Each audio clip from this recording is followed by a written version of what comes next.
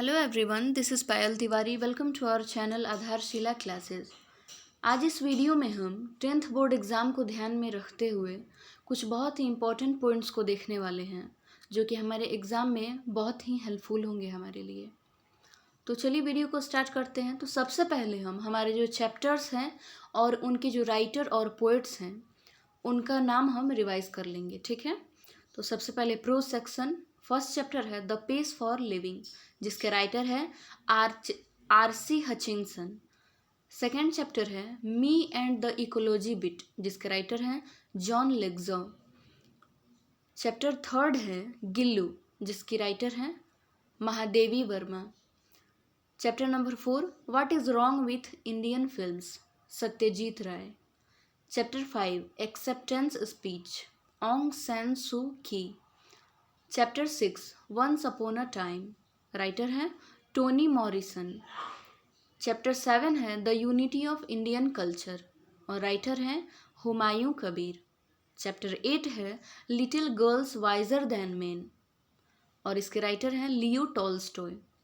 आइए poetry section पे।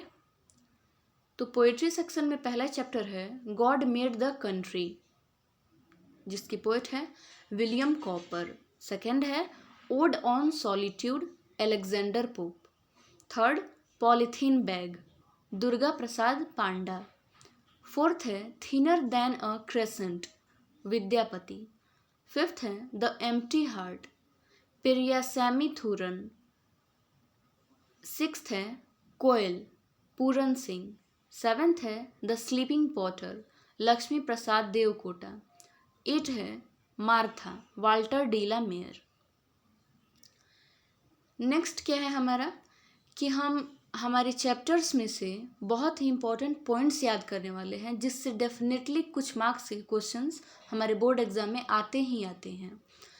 तो इस पॉइंट्स में हम क्या क्या देखने वाले हैं कि हमारे जितना भी राइटर्स और पोइट्स हैं उनके बारे में क्या इम्पॉर्टेंट दिया हुआ है। जो इम्पॉर्टेंट टॉपिक है उसको हम क्या करते हैं, पॉइंट आउट करने वाले हैं, ठीक है। जो हमारे दिमाग में बैठ जाएंगे बिल्कुल और एग्ज़ाम के टाइम में एक बार में ही याद आ जाएंगे, ठीक है। तो देखिए सबसे पहला पॉइंट क्या है कि R C. Hutchinson was a British novelist. In pace for living Hutchinson captures the agony of modern man. Next Joan Lexau के बारे में है। Joan Lexau's present lesson me and the ecology bit brings out how the issue of preserving environment and serving ecology is everybody's concern and difficult to solve. Next है महादेवी वर्मा के बारे में। Mahadevi Varma was a leading poetess of the छायावादी school of poetry in Hindi, editor of the famous Hindi weekly Chand. Important works क्या है महादेवी वर्मा के? दीपशिखा, यामा, निहर, श्रीलंका की Kadiyan, Mera Parivar. She was the recipient of Mangala Prasad prize, Bharat Bharati award, Gyanpeeth award और Padma Bhushan. She was elected fellow of the Sahitya Akademi और उनका जो birth है वो कब होता है 1907 में और डेथ 1987 में। तो इतने जो इम्पोर्टेंट पॉइंट्स है इसको आपको दिमाग में रखना है, इससे डेफिनेटली कुछ मार्क्स के क्वेश्चन बोर्ड एग्जाम में आते ही आते हैं। नेक्स्ट है सत्यजीत राय के बारे में। Satyajit Ray was well known film director of India, best known for his Pather Panchali, अपराजितु, चरुलता and शतरंज के खिलाड़ी। He won awards at International Film Festival in Venice, Cannes and Berlin. He was also a story writer, illustrator and book designer. What is Wrong with Indian Films is an essay taken from his book Our Films, Their Films. Born यानी उनका birth कब हुआ था 2 मई 1921 को। Next है Tony Morrison के बारे में। Toni Morrison was the 8th woman and the first black woman to receive the Nobel Prize in 1993 in literature. बहुत ही इंपॉर्टेंट है, याद रखिएगा। Paradise, 7th and the most recent novel was published in 1998. पूछ सकता है कि पैराडाइज की writer कौन है, तो टोनी मॉरिसन। और कब ये पब्लिश्ड हुआ था ये भी पूछ सकता है, तो 1998। ऐसे ही आपको ये सारे टॉपिक्स बार बार रिवाइज करना है, वीडियो को बार बार देखना है और दिमाग में रखना है इसे। नेक्स्ट है हुमायूं कबीर के बारे में। Humayun Kabir was a famous poet, novelist, essayist, and a renowned political thinker. The Unity of Indian Culture is an adapted version of Humayun Kabir's lecture delivered in Baroda university. यानी ये क्वेश्चन पूछा जा सकता है कि हुमायूं कबीर ने ये जो स्पीच है इसे कब दिया था, कहाँ दिया था, ठीक है, तो कहाँ, बड़ौदा यूनिवर्सिटी में।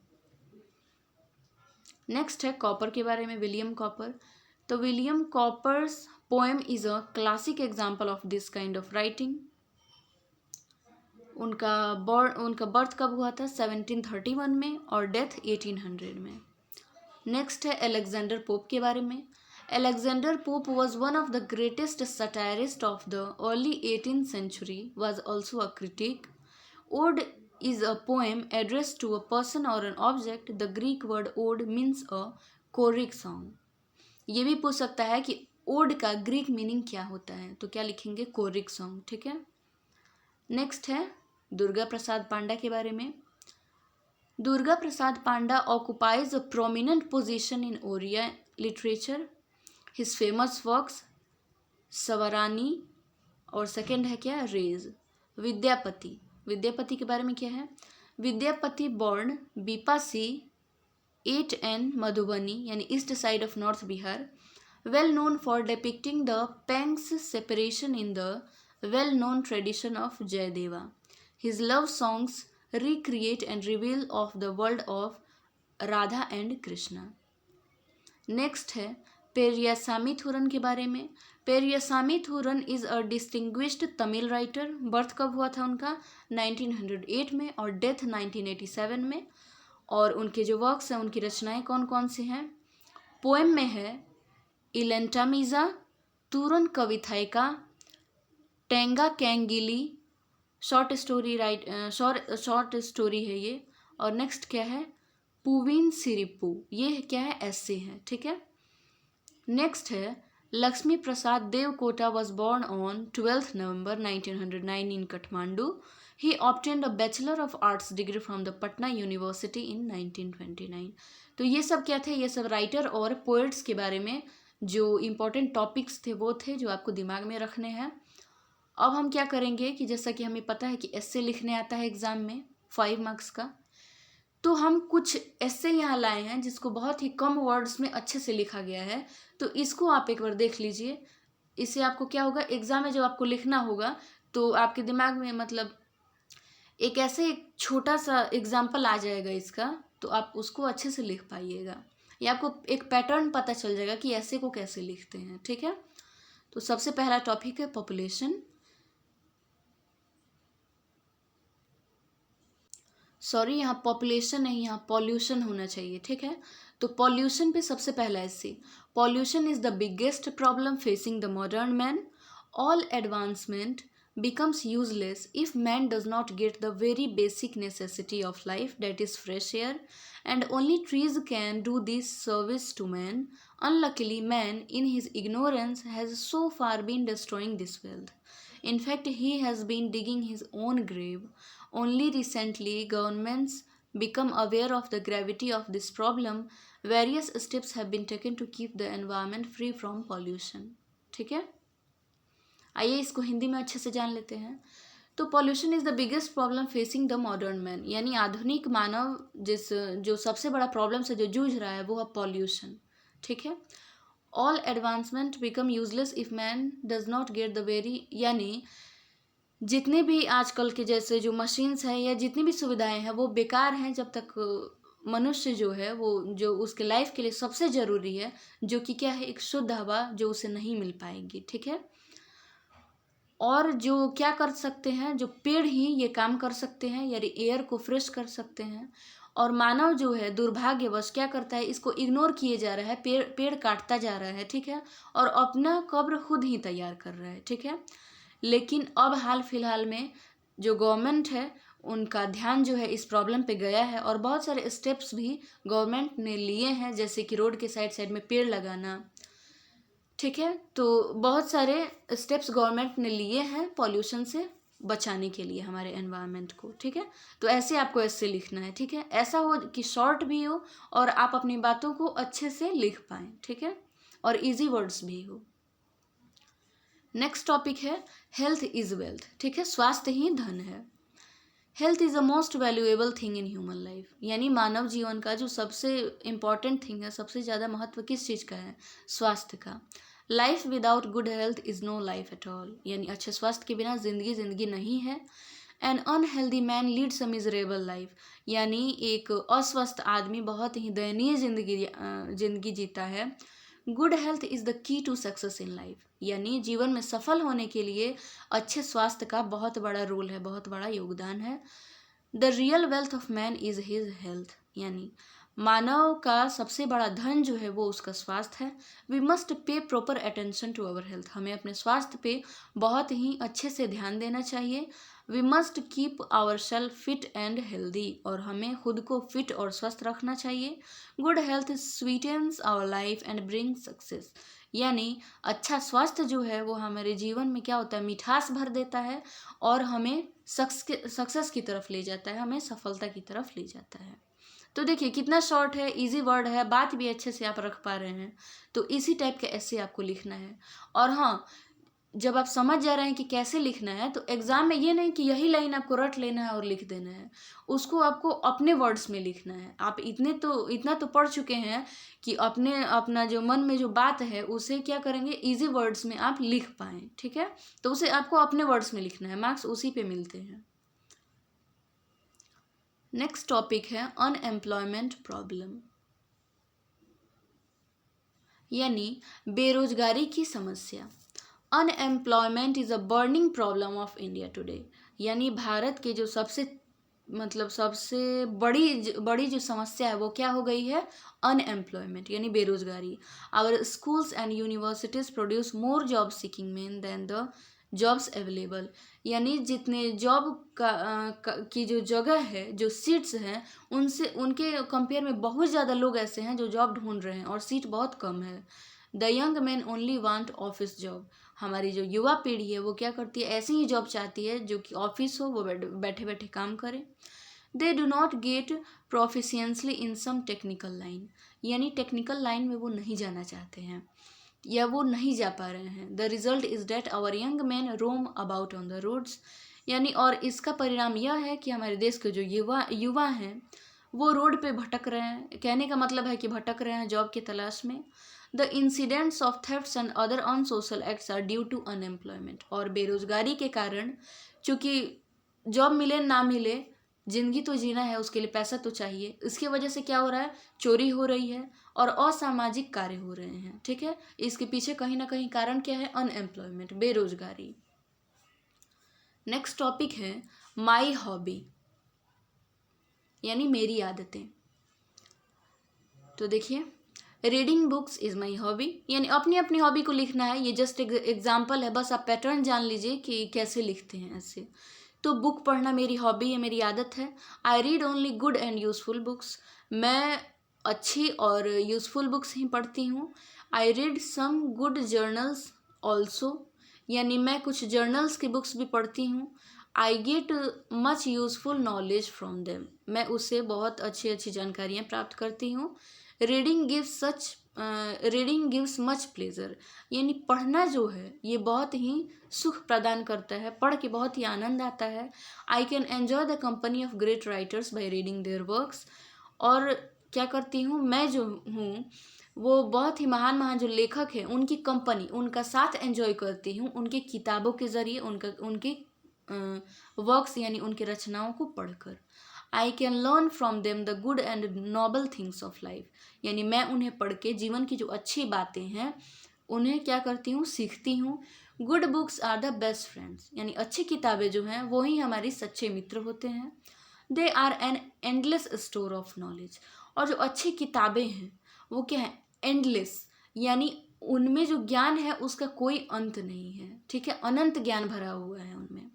दे are food for the mind, और हमारे मस्तिष्क का जो भोजन है, जो ज़रूरत है, वो क्या है, ज्ञान है।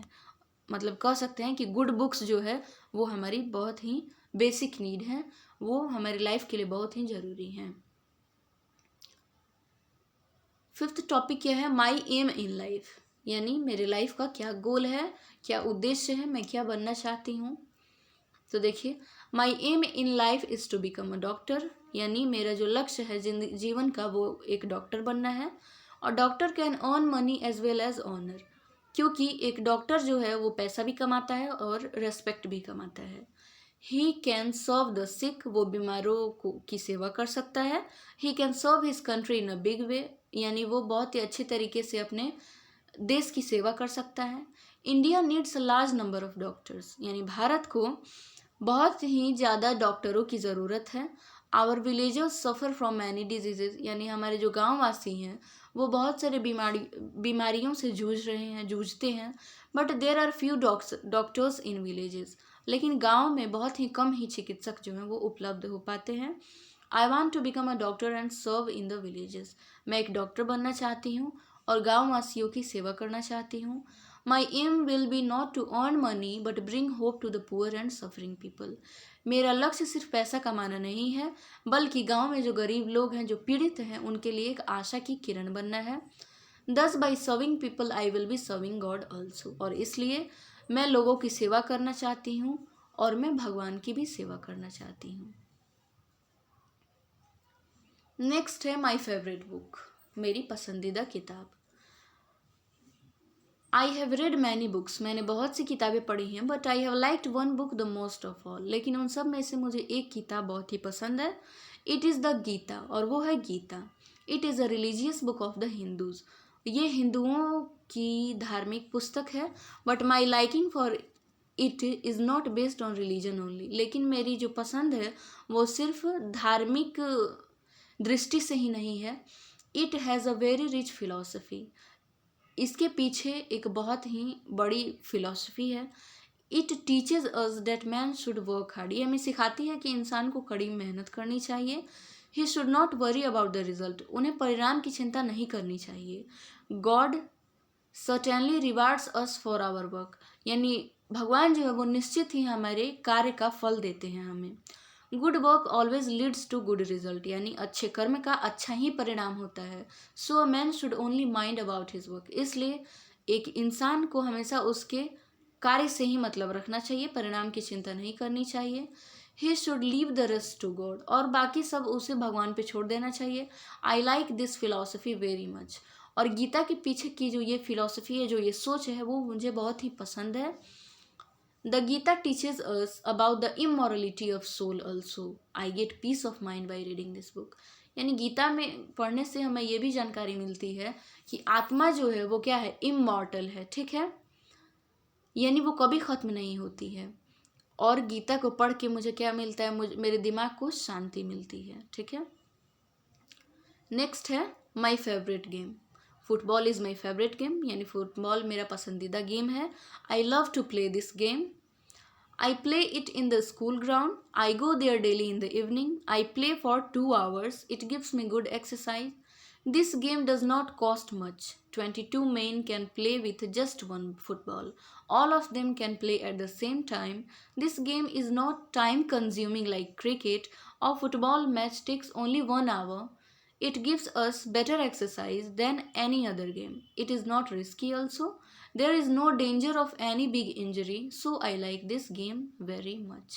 ठीक है, इसका हिंदी इसलिए नहीं समझा रही हूँ क्योंकि ये बहुत ही इजी वर्ड्स में है, कोई भी समझ सकता है। और लास्ट टॉपिक है फीमेल एजुकेशन, ठीक है।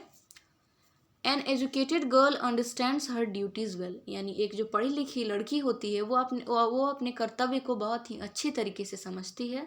She proves a source of great comfort to her husband in times of trouble, वो क्या कहेंगे कि एक पढ़ी लिखी लड़की जो है वो ट्रबल के टाइम में, मुसीबत के टाइम में अपने पति को बहुत ही कंफर्ट फील करा सकती है, उसके साथ रह सकती है, उसे समझा सकती है, दिलासा दे सकती है। She can Amuse and entertain her husband, वो अपने हस्बैंड को खुश रख सकती है, एंटरटेन कर सकती है। Thus she can keep him away from various vices, और इस तरह वो उसे बहुत सारी चिंताओं से दूर रख सकती है, उसे खुश रख सकती है। बिसाइड्स दिस, और इसके बावजूद as a mother also an educated wife is very useful, एक माँ के रूप में भी एक लड़की का पढ़े लिखे होना बहुत ज़रूरी है। She can teach many things to her children, वो अपने बच्चों को बहुत सारा चीज़ सिखा सकती है। She can give them elementary education, यानी वो उन्हें जो बेसिक नॉलेज है वो दे सकती है। She will be able to make them good citizens, और वो उन्हें अच्छी नागरिक बना सकती है। यानी आपको बहुत इजी वर्ड्स में आप बता सकते हैं कि फीमेल एजुकेशन क्यों ज़रूरी है, क्योंकि एक औरत का बहुत बड़ा रोल है इस वर्ल्ड में, क्योंकि एक औरत ही अपने बच्चे को संस्कार देती है, और अगर वो खुद पढ़ी लिखी नहीं होगी तो वो अपने बच्चे को कैसे एजुकेशन देगी, कैसे मॉरलिटी सिखाएगी। ठीक है, आई होप ये सारे टॉपिक्स आपके क्लियर हो गए होंगे।